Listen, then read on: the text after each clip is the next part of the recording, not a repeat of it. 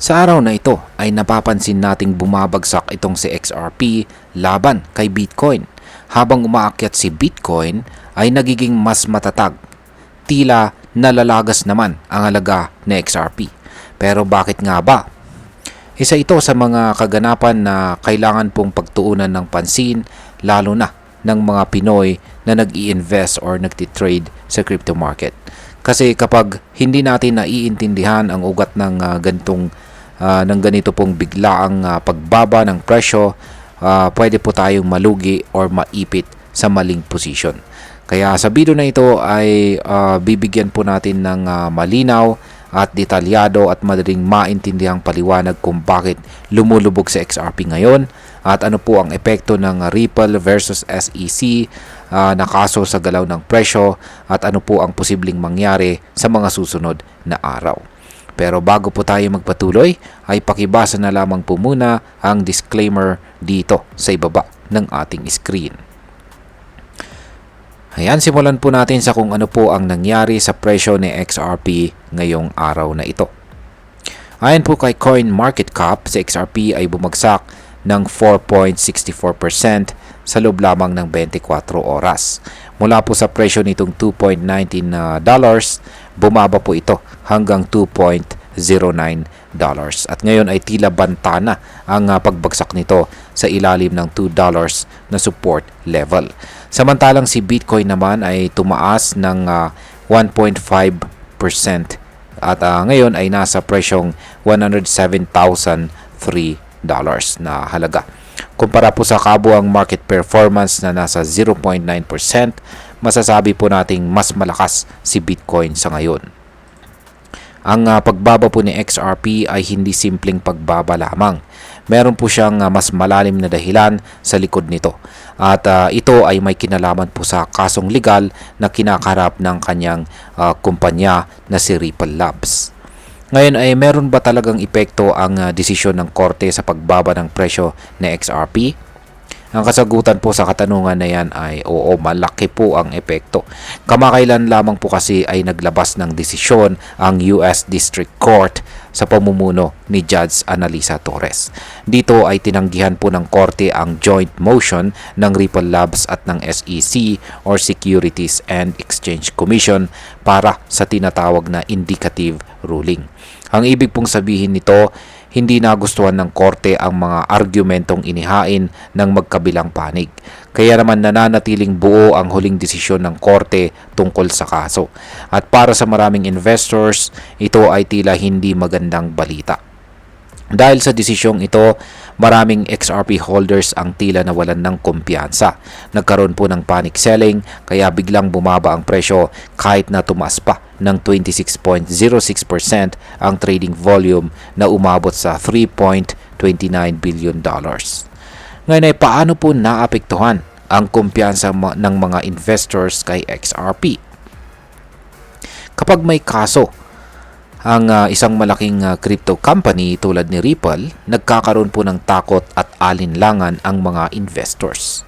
Kahit pa may positibong balita sa ecosystem, ang usaping legal ay nagdudulot po ng malaking epekto sa market sentiment.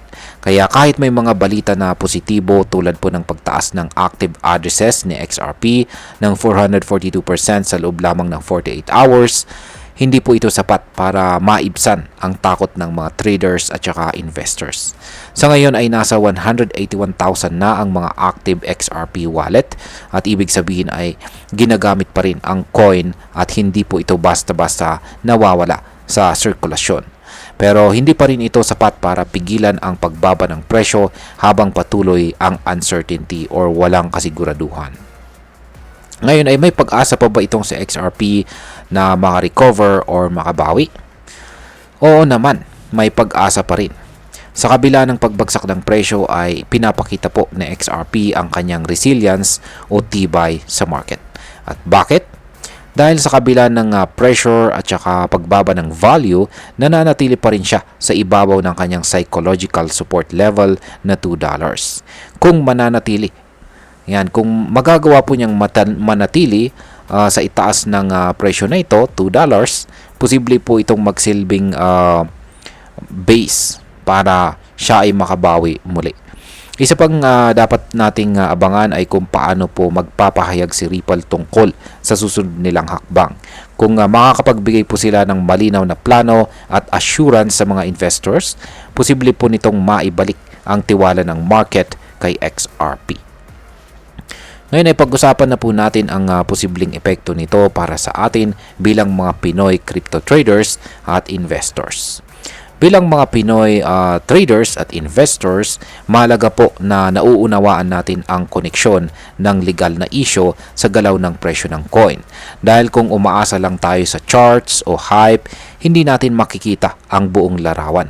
Ang ganito pong senaryo ay paalala sa atin na hindi lang technical analysis ang kailangang pagtuunan ng pansin. Kailangan din nating bantayan ang mga balita, legal updates at saka announcement mula sa mga project o coin na ating sinusubaybayan. Para sa mga naka-hold kay XRP, ito po ay isang pagkakataon para suriin kung ang ating investment strategy ay pang maikli or pang short term o pang matagalang panahon. At kung balak po nating pumasok kay XRP or mag-invest ngayon, siguraduhin po natin na naiintindihan natin ang risk level nito sa kasalukuyan. At bilang panghuli, ang masasabi ko naman tungkol dito ay para sa akin, ang pagbagsak po ni XRP ay hindi pa katapusan ng kanyang lakas. Sa totoo lang, maraming coins ang dumaan sa mas malalang sitwasyon pero nakabangon din. Sa XRP ay isa po sa mga coin na may matibay na community, ginagamit ng mga bangko at may active development.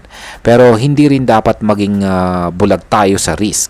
Sa ngayon ay mataas po ang uncertainty dahil sa hindi pa tapos na legal battle. Ang desisyon po ng korte ay isang paalala na hindi pa ito tapos at dapat ay maging maingat tayo sa ating mga galaw. Kung ako po ang tatanungin, mas mainam na gamitin po natin ang panahong ito para mag-obserba, mag-aral at saka maghanda. Kaysa sa makipagsabayan sa market habang mataas pa ang emosyon ng mga tao. At ayan, hanggang dito na lamang po tayo sa video na ito mga ka-crypto. Ayan, marami pong salamat sa panonood. Ingat po tayo lagi at God bless po sa ating lahat.